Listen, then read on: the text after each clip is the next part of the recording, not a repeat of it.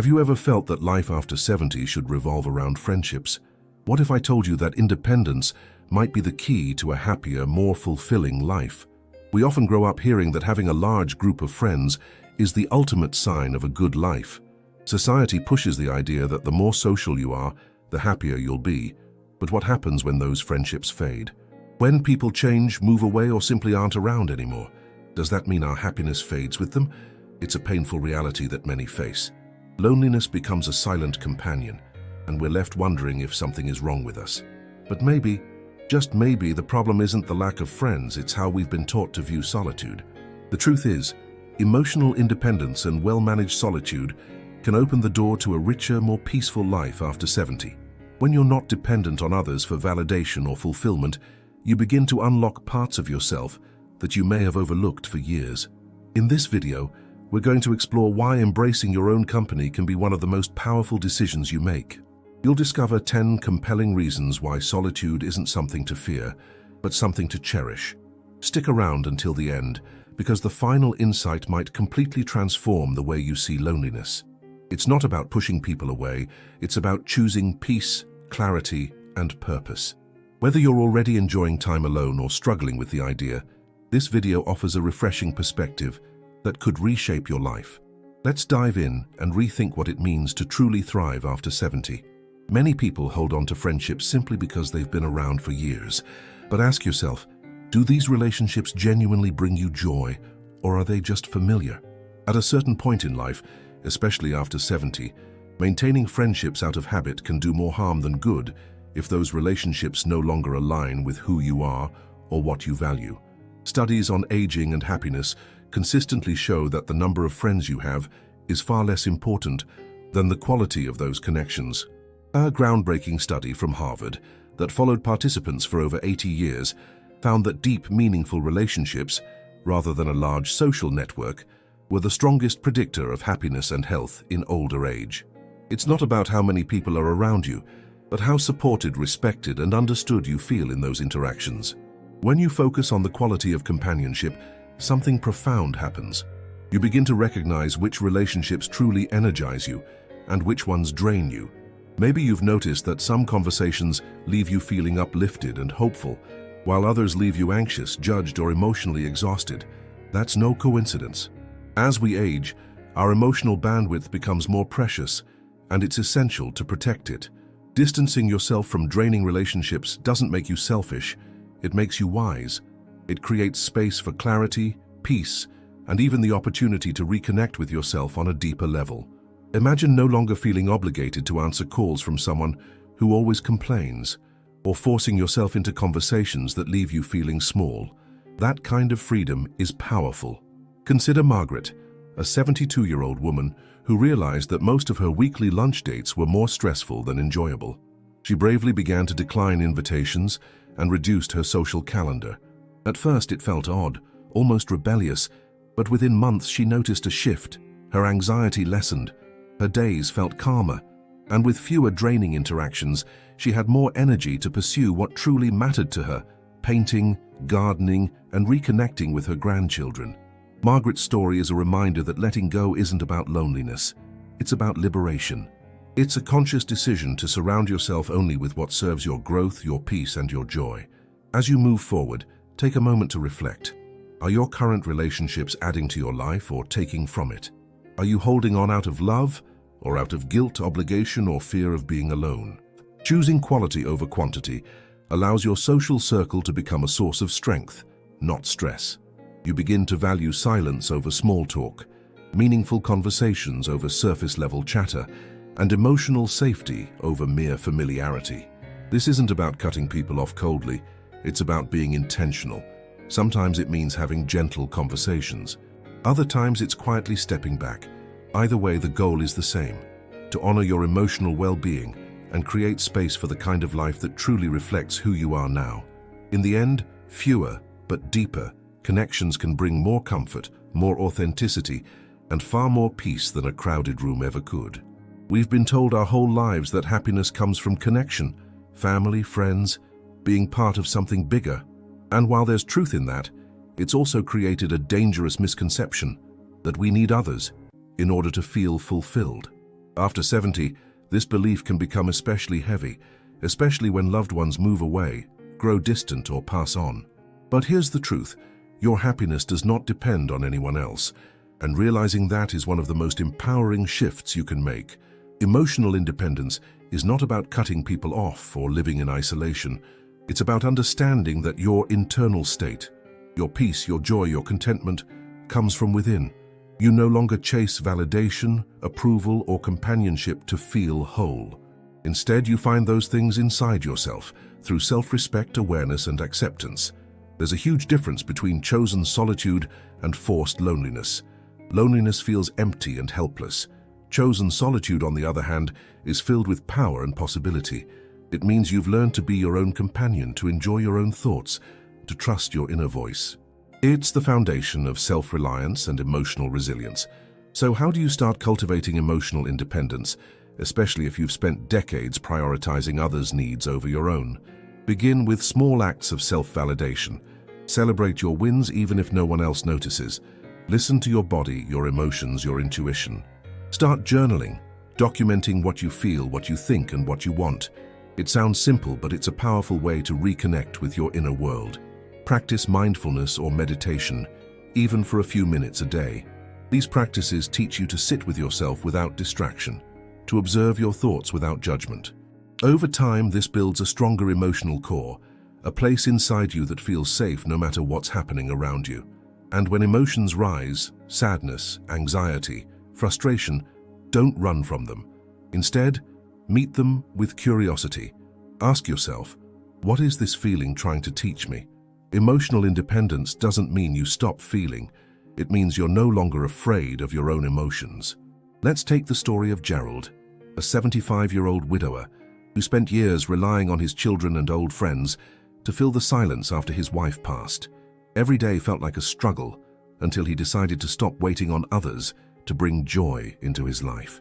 He began taking long walks alone, reading philosophy and writing letters to himself in a journal. Slowly, Gerald stopped feeling lonely and started feeling peaceful. He still sees his children, still speaks with friends, but now he's content even when he's alone. That shift didn't happen overnight, but it changed everything. Gerald's story reminds us that emotional independence isn't cold, it's comforting. It's knowing you can handle life's ups and downs without depending on someone else to stabilize you. That's true freedom. So, if you've been feeling like something's missing, consider this. Maybe it's not someone else you need. Maybe it's simply you, strong, grounded, emotionally free. In the next section, we'll talk about how chasing social validation can actually get in the way of that inner peace, and what you can do to prioritize your emotional well-being above society's expectations. Have you ever done something just to fit in? Maybe you accepted an invitation you didn't want, agreed with an opinion you didn't share, or stayed in a conversation that drained your energy, just to avoid being the odd one out. If that sounds familiar, you're not alone. Many of us spend years, even decades, trying to gain the approval of others, believing that validation equals worth. But what if you stopped chasing that validation? What if instead you turned inward and began prioritizing inner peace? Aging presents a unique opportunity, the freedom to stop caring so much about what others think. After 70, you've already lived through life's major stages, raising families, building careers, surviving hardships. Now is the time to focus on what truly brings you joy and calm, not what impresses or pleases others. The need for external approval is deeply ingrained in our culture.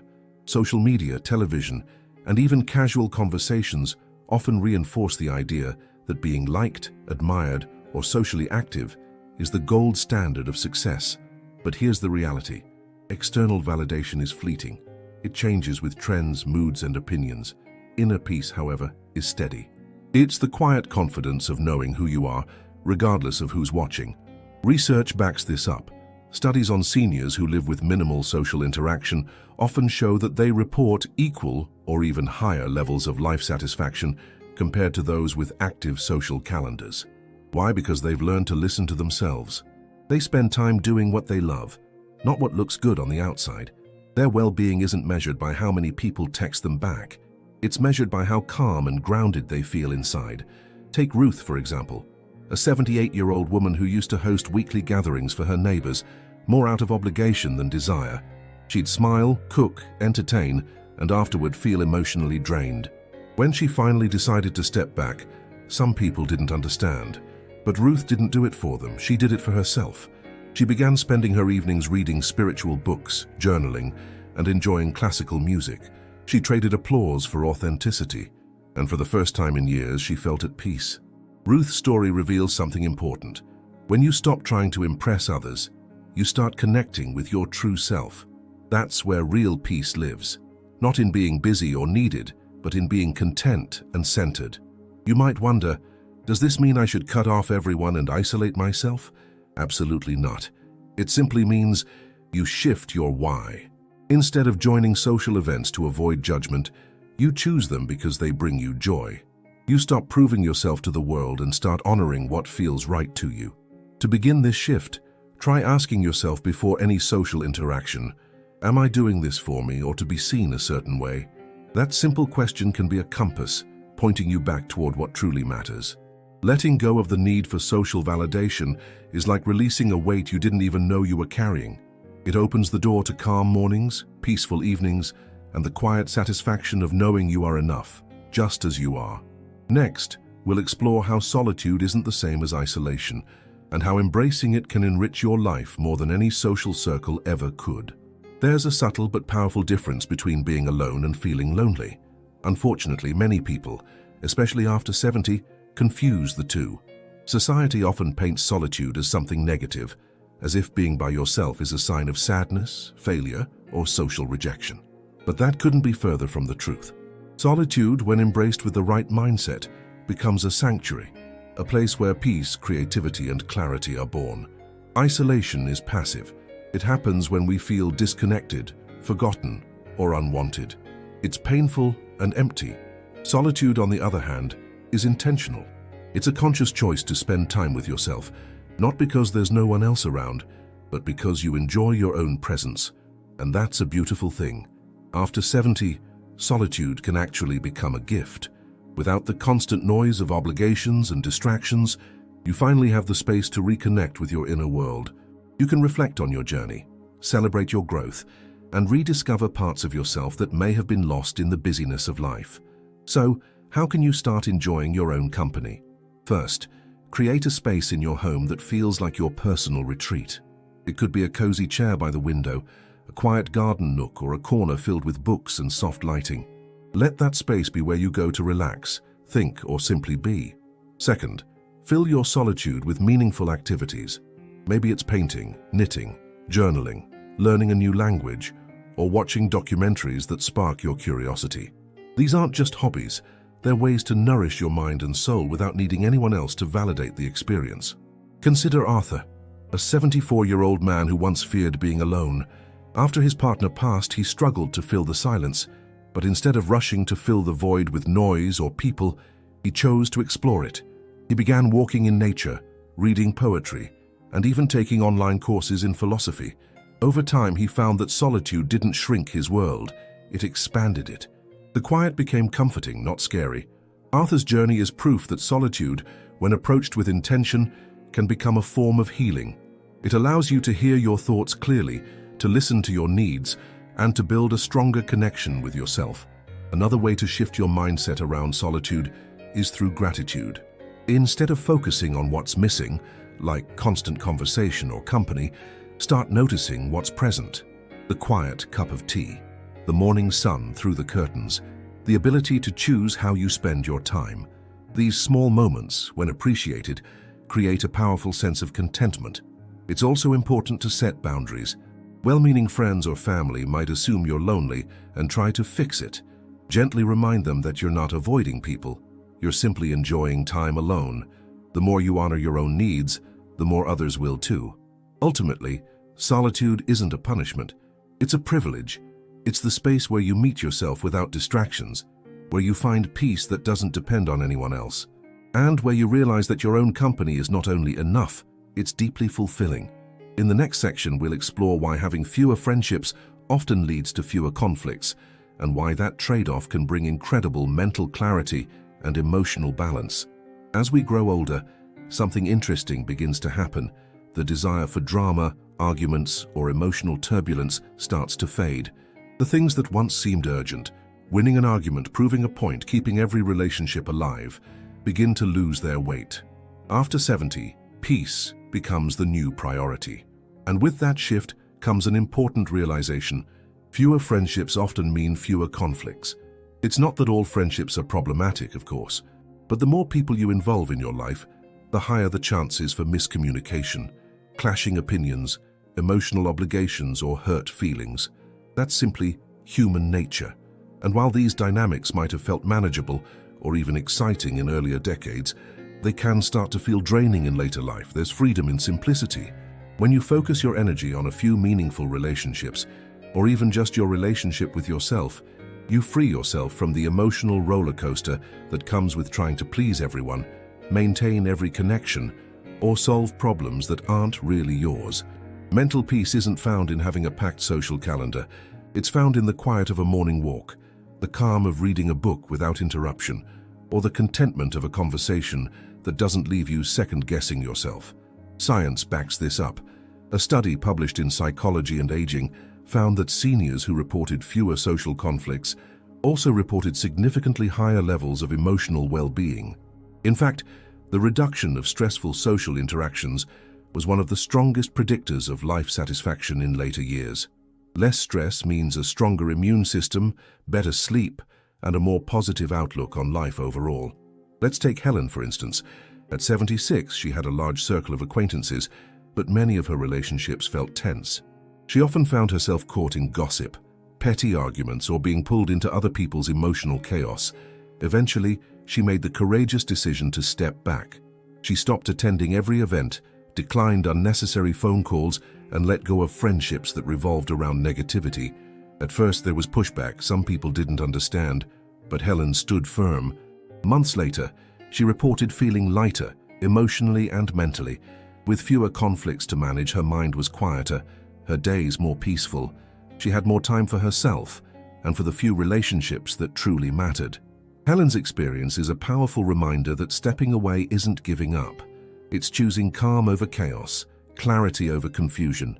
If you've ever felt anxious before seeing someone, or emotionally exhausted afterward, it might be time to reassess that relationship. Ask yourself, is this connection bringing value to my life? Or is it taking more than it gives? This doesn't mean you need to make grand announcements or create drama. Sometimes all it takes is a gentle fade out, a missed call here, a declined invitation there. Other times, an honest conversation can work wonders, but at the heart of it all is the understanding that your peace matters. In a world that constantly tells us to be more social, more connected, more available, choosing solitude or a smaller circle is a radical act of self-respect. In the next section, we'll explore another key reason why emotional independence matters: preserving your energy and prioritizing your health over exhausting social obligations. As we age, one of the most valuable resources we have is energy. It's no longer about doing as much as possible. It's about doing what truly matters.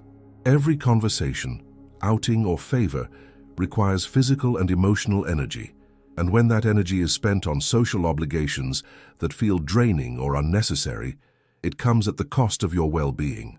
After 70, your focus naturally begins to shift inward. Your body speaks to you more clearly, maybe through aches, a slower recovery, or moments of fatigue. And that's not a weakness, it's a signal. It's your body saying, take care of me. Ignoring those signals just to keep up with social demands can lead to stress, burnout, or even illness. This is why it becomes so important to protect your energy, and one of the most effective ways to do that is by rethinking how and where you invest your time socially. Ask yourself, does this invitation align with how I feel today? Do I truly want to go, or do I feel obligated? Will this interaction uplift me or deplete me? Choosing rest over a social gathering doesn't make you antisocial. It makes you wise. It means you're listening to your body and honoring your need for peace and balance. Many seniors find that when they start saying no to things that no longer serve them, their health improves, sometimes dramatically. Less stress leads to lower blood pressure, better sleep, and improved mental clarity. And that extra energy can be redirected toward what really nourishes the body and soul: healthy eating, gentle movement, time in nature, creative hobbies, or even quiet reflection. Let's look at Manuel, a 73-year-old retired teacher who used to attend nearly every community event in his neighborhood. Over time, he began to notice he was always tired, and his health was declining. Doctors couldn't find anything serious, but deep down, Manuel knew he was simply stretched too thin. He started prioritizing his mornings for long walks, switched out late dinners for earlier, quiet meals at home, and reduced his social outings to just once or twice a week, with people he genuinely enjoyed. Within a few months, Manuel felt like a new person. His energy returned.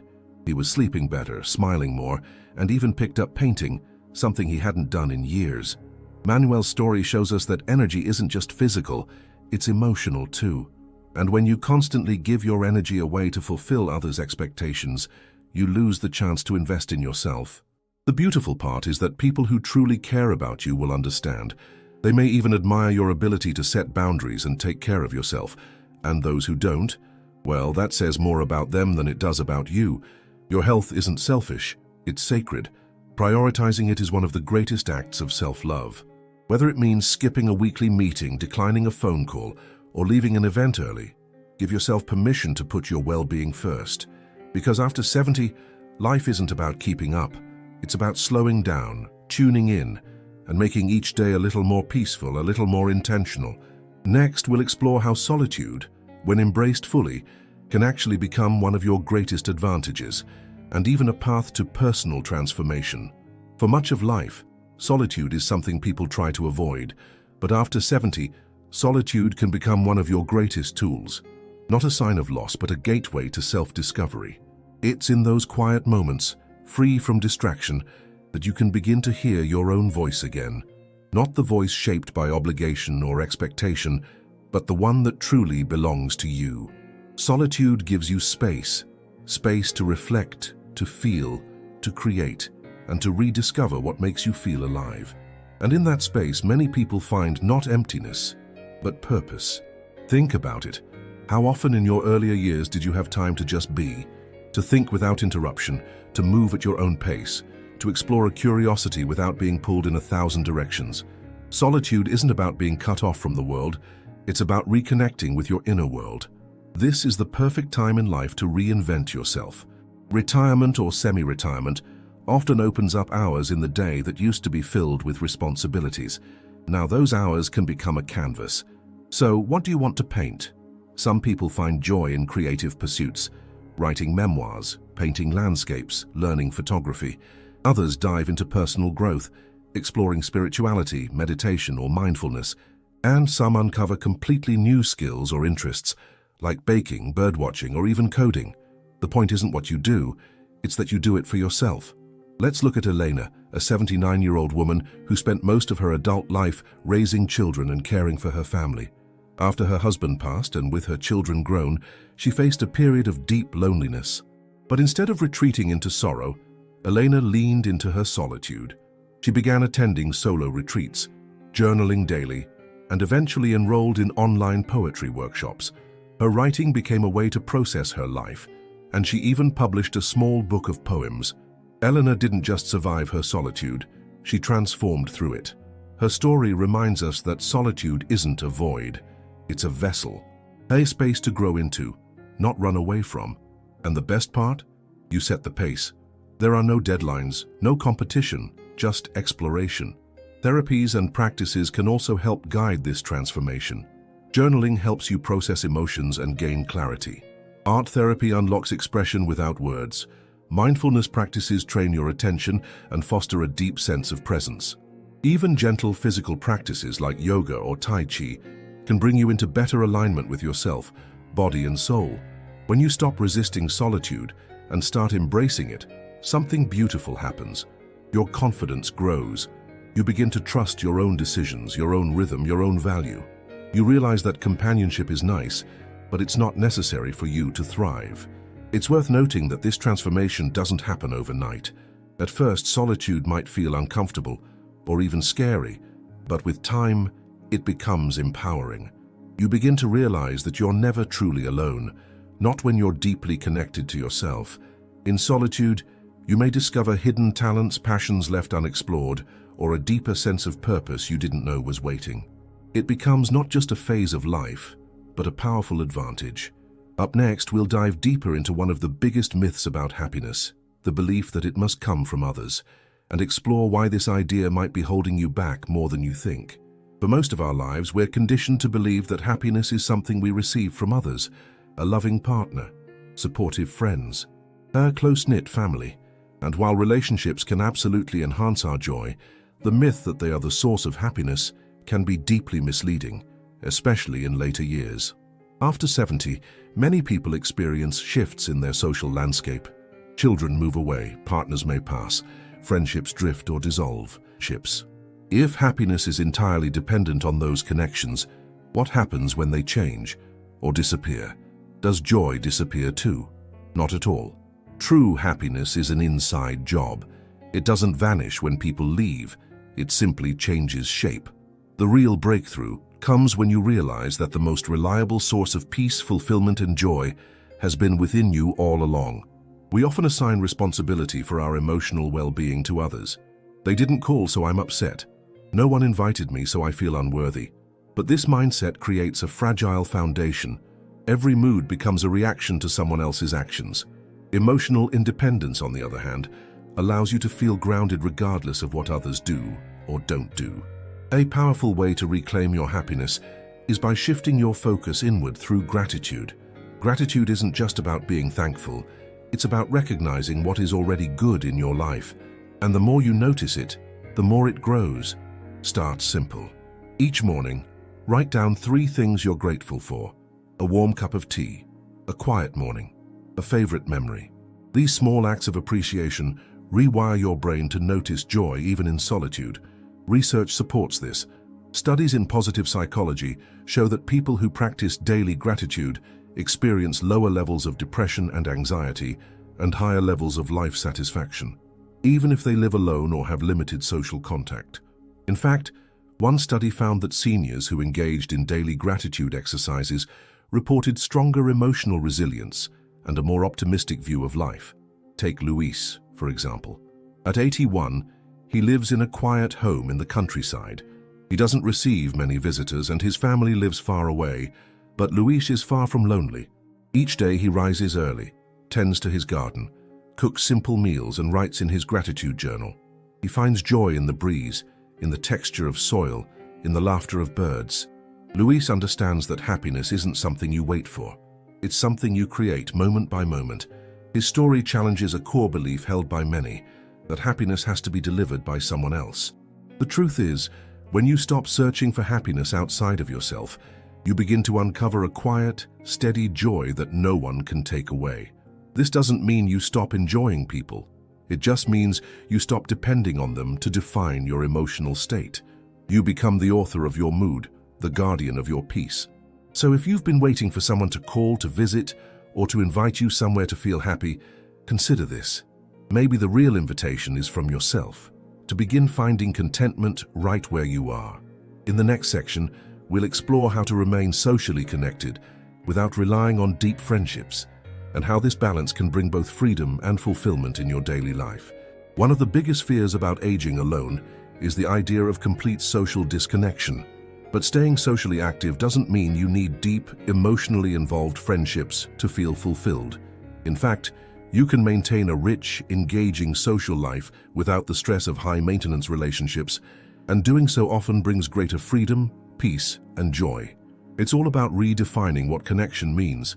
Instead of seeking long-term commitments or emotionally intense friendships, consider embracing light-touch interactions, simple, casual encounters that uplift without obligation. Chatting with your local barista, waving to your neighbor during a morning walk, attending a weekly group activity where the focus is on a shared interest rather than personal bonding. These kinds of interactions create a sense of belonging without requiring emotional labor, and studies have shown that even brief, positive social exchanges can significantly improve mood and mental health. After 70, this approach is particularly helpful. It allows you to stay engaged and stimulated without overextending yourself. You don't need to manage anyone's emotions, get caught in drama, or keep up with social politics. You simply show up, enjoy the moment, and go on with your day. One way to cultivate this balance is to participate in interest-based groups. Local libraries, senior centers, and community colleges often host classes and clubs specifically for older adults. Book clubs, art workshops, walking groups, cooking classes, and more. These environments are perfect for meeting new people without the pressure of forming deep connections. Also consider volunteering. Helping out at a local shelter, hospital, or food bank provides social interaction and a sense of purpose. You're connecting with others while contributing to something meaningful, a powerful combination that nurtures both heart and mind. Let's look at Samuel, a 77-year-old who used to feel pressured to maintain a network of long-term friends, even when it became emotionally exhausting. After realizing he no longer found joy in those relationships, he shifted his approach. He joined a community gardening group where people came together once a week, worked in silence or small talk, and went home afterward.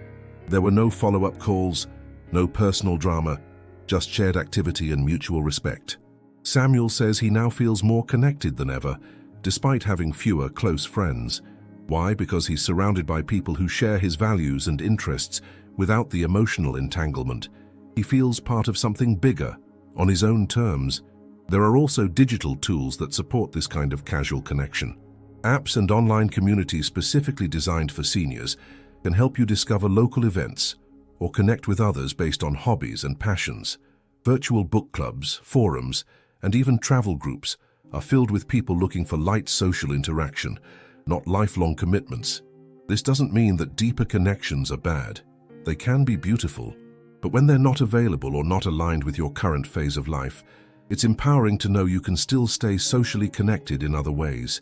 You get to choose how much of yourself to share and when. You get to protect your emotional energy while still enjoying human interaction. It's not isolation, it's intention. And when your social life reflects your boundaries, needs, and desires, it no longer feels like a burden. It feels like freedom. In our final reason, we'll explore how building structure and a personal sense of purpose can offer even more fulfillment than friendships, and why routine may be the real secret to happiness after 70. Friendships can bring joy, laughter, and companionship, but when it comes to lasting fulfillment, nothing compares to having a clear sense of purpose and a daily routine that nurtures your well-being. After 70, this becomes especially true. While relationships may come and go, structure and meaning are two things you can build and depend on every single day. Routine offers stability. It creates rhythm in your life, something to look forward to when external circumstances feel uncertain or unpredictable. Waking up with a plan, even a simple one, helps you feel grounded.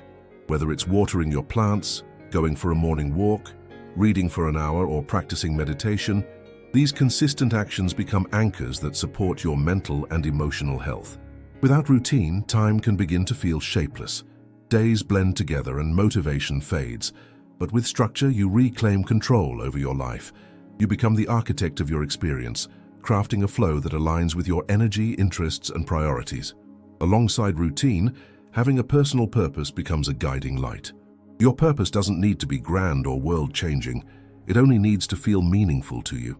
Maybe it's writing a memoir, mentoring younger generations, tending to a garden, or simply being the most peaceful, present version of yourself. Purpose gives you a reason to wake up each day with intention. Many seniors find that when friendships naturally fade, they have more space to reconnect with long-forgotten passions. This is the time to return to what made your heart sing years ago, or to explore something entirely new. Purpose evolves with you. It's never too late to discover or redefine it. Let's look at Dorothy, an 80-year-old who spent most of her life raising a family and working long hours. When she retired and her children moved away, she found herself with long, quiet days and few close friends nearby. Rather than sink into loneliness, Dorothy created a structured routine. Morning yoga, journaling, healthy meals, and time spent painting, something she hadn't done in over 40 years. What began as a simple routine slowly turned into something much deeper. Dorothy's paintings began to reflect her life story, her emotions, her growth. She started displaying them at local community centers and even teaching free art classes for beginners. In doing so, she found not just routine, but purpose. And through that purpose, she began to feel more alive and connected than she had in years. Her story illustrates that fulfillment doesn't come from who surrounds you, it comes from what drives you. So how can you begin crafting your own routine and sense of purpose? Start small. Write down a few things you enjoy, activities that calm or energize you. Block out time in your day for those things, just like appointments. Then ask yourself, what brings me meaning? What would I love to do more of? Follow the spark. It will guide you. When your days have structure and your heart has a purpose, you begin to realize that your happiness isn't dependent on anyone else. It's right here, built into the rhythm of your life and the quiet joy of doing what matters to you. Now, let's bring all of these ideas together in the final reflection, where we'll revisit the heart of this journey and offer a final, powerful message to carry forward. At the end of the day, what matters most is not the number of friends you have, but how you feel about yourself. In a world that often glorifies constant connection, it takes courage to choose independence, to embrace solitude, and to build a life rooted in your own peace and purpose. The truth is, emotional freedom isn't loneliness, it's liberation. When you're no longer reliant on others for your happiness, you become the author of your own life. You move through your days with clarity, calm, and confidence. You stop chasing approval and start honoring your inner needs. You've just explored 10 powerful reasons why solitude, emotional independence, and intentional living can create a more fulfilling life after 70. From choosing quality relationships over quantity to cultivating personal purpose and routine, you now hold the keys to a deeper kind of happiness, one that doesn't fade when others are absent because it's rooted firmly within you. Now I'd love to hear from you. Which of these reasons resonated with you the most? Was there a moment in this video that shifted your perspective or made you reflect on your own life? Let me know in the comments below. Your story could inspire someone else walking a similar path. And if this video made you pause, reflect, or even feel a little lighter, don't forget to like and share it, so more people can benefit from this message of strength and self-discovery. Finally, if you're ready to go even deeper into living with intention and joy after 70, watch the video on your screen now. It's packed with practical wisdom to help you thrive in this powerful season of life.